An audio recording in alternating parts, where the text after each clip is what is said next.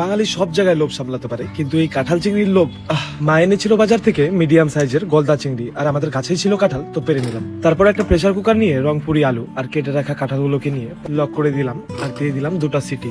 বাস সেদ্ধ হয়ে গেল, আর এদিকে মাছও ধোয়া হয়ে গেছে। তারপরে দিয়ে দিলাম কড়াইতে সর্ষের তেল আর কেটে ধুয়ে রাখা চিংড়ি মাছগুলো। তেলে পড়তেই চিংড়ি মাছগুলো খুব সুন্দর লাল হয়ে গেছে আর ভাজাও হয়ে গেছে। এখন আমরা তুলে নিলাম, আর এখন কড়াইতে ছেড়ে দিলাম সেদ্ধ করে ছুলে রাখা আলু আর সাথে কাঁঠালটাকেও আমরা একটু কড়া করে ভেজে নেবো। তার আগে দিয়ে দিলাম একটু হলুদ, একটু লবণ। হ্যাঁ, এই রান্নাটা করতে একটু সময় তো লাগে, কিন্তু খেতে এতটাই টেস্ট হয় যে এটাকে বাঙালির সেরা রান্না বলা হয়। আবার কড়াই বসিয়ে দিয়ে দিলাম তেজপাতা, শুকনো লঙ্কা, গোটা জিরা, আর সাথে কেটে রাখা পেঁয়াজ, টমেটো আর রসুনটা।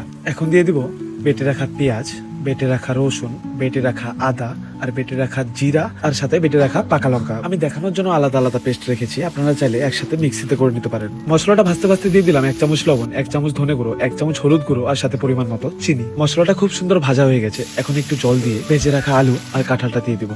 তার সাথে আর দেরি না করে আমরা দিয়ে দিব চিংড়ি মাছটাও, কারণ এই রান্নার স্বাদ তুলতে গেলে চিংড়ি মাছ, আলু আর কাঁঠালকে একসাথে 5-10 মিনিট ভালো মতন কষাতে হবে। তারপর দিয়ে দিব পরিমাণ মতো জল। আমার মা ঠিক এভাবেই রান্না করে। তারপর দিয়ে দিলাম 3টে কাঁচা লঙ্কা, সাথে 1 চামচ ঘি ছড়িয়ে দিয়ে দিলাম একটু গরম মশলা। আজ পর্যন্ত এত এত অনুষ্ঠানে কাঁঠাল চিংড়ি খেয়েছি, কিন্তু আমার মা যে প্রসেসে কাঁঠাল চিংড়িটা বানায়, এত স্বাদের কাঁঠাল চিংড়ি আমি আজ পর্যন্ত কোথাও খাইনি। ভাবতে পারছো যে বাড়ির সামনে পর্যন্ত এই রান্নার গন্ধ চলে গেছে। আরো 5-6 জন লোক খেয়েছে, সবাই একটা কথা বলেছে, এটা জীবনের সেরা কাঁঠাল চিংড়ি ছিল।